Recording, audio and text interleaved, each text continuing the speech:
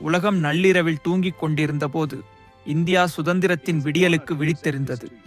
புதிய கனவுகளோடு மக்களின் உரிமைகளை பாதுகாக்க 1950 ஒரு சக்தி வாய்ந்த அரசியலமைப்பு பிறந்தது. ஆனால் காலம் செல்லச் செல்ல அதிகாரம் சிலரின் கைகளில் மாற அந்த அரசியலமைப்பே சவாலுக்கு உள்ளானது.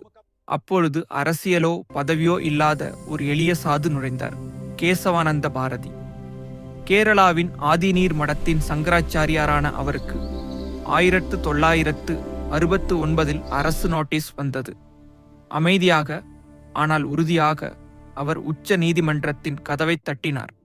68 நாட்கள் நடந்த வரலாற்று சிறப்புமிக்க போராட்டத்தின் முடிவில் 13 நீதிபதிகள் இந்தியாவின் எதிர்காலத்தை தீர்மானித்தார்கள்.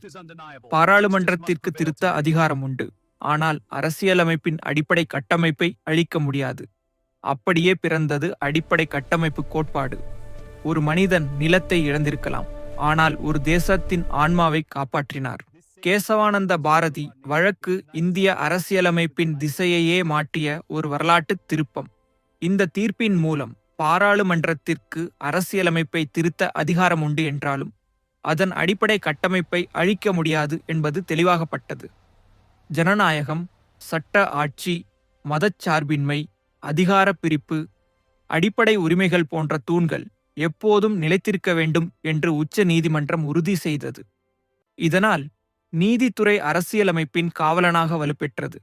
மேலும் எந்த அரசியல் திருத்தமும் மக்களின் உரிமைகளை பாதிக்கிறதா என்பதை பரிசீலிக்கும் அதிகாரம் நீதிமன்றத்திடம் நிலைத்தது. ஒருவன் தனது நிலத்தை காப்பாற்ற முடியாமல் போயிருக்கலாம், ஆனால் அந்த ஒரே மனிதனின் போராட்டம் இந்திய ஜனநாயகத்தின் ஆன்மாவையே நிரந்தரமாக காப்பாற்றியது.